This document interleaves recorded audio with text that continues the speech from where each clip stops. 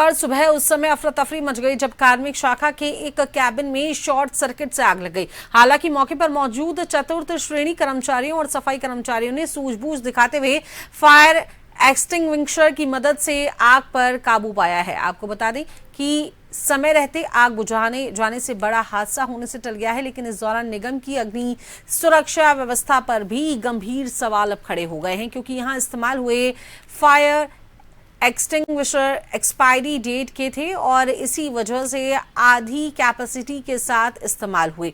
मौके से जायजा लिया हमारे संवाददाता अनिल सेन ने। अधिकारी आदेश देते हैं और वो फिर फाइलों में दब जाते हैं। इसी की वानगी जयपुर नगर निगम में देखी जा सकती है। ये लापरवाही आग की घटना की थी। हालांकि ये कहा जा सकता है कि बड़ी घटना, बड़ा हादसा होने से टल गया। जयपुर नगर निगम के कार्मिक ये शाखा रही और इस शाखा के अंदर सुबह देर सवेर जो शॉर्ट सर्किट हुआ उससे फिर कहीं ना कहीं ये आग यहाँ पर लगी थी। हालांकि कार्मिकों की, कर्मचारियों की सूझबूझ के चलते जल्द ही इस आग पर काबू पा लिया गया, लेकिन 3 से 4 दिन पहले ही अतिरिक्त आयुक्त के जो निर्देश थे, खासतौर से कहा गया था कि बिजली वाले जो उपकरण हैं फालतू में नहीं चलें, अगर कर्मचारी नहीं है तो उनको बंद कर दिया जाए।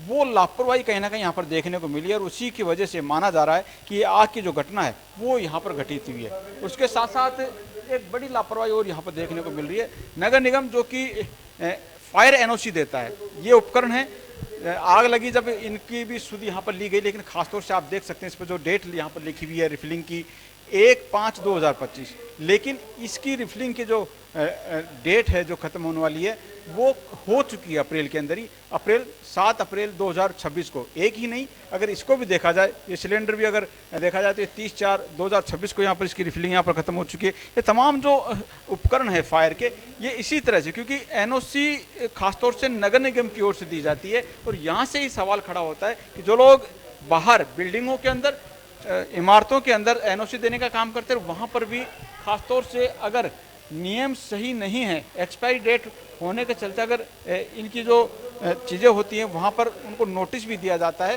तो ये सवाल उनके ऊपर निगम की ओर से चार्जशीट लगाई जाती है, चालान उनके काटे जाते हैं, उनके ऊपर नोटिस जारी किए जाते हैं। लेकिन खुद यहाँ पर अगर निगम के ये हालात हैं तो कहा जा सकता है कि आखिरकार किस ढर्रे पर जयपुर नगर निगम चल रहा है। हादसा बड़ा नहीं रहा, लेकिन इस हादसे से अगर अधिकारी और कर्मचारी सबक यहाँ पर लेना चाहेंगे तो कहा जा सकता है कि जो अतिरिक्त आयुक्त के आदेश थे उसकी शायद भविष्य में पालना भी होगी और इस तरह से जो फायर के जो सिस्टम है उनको भी दुरुस्त रखा जाएगा। सहयोगी सुशील यादव के साथ अनिल सेन, जयपुर। अधिकारी आदेश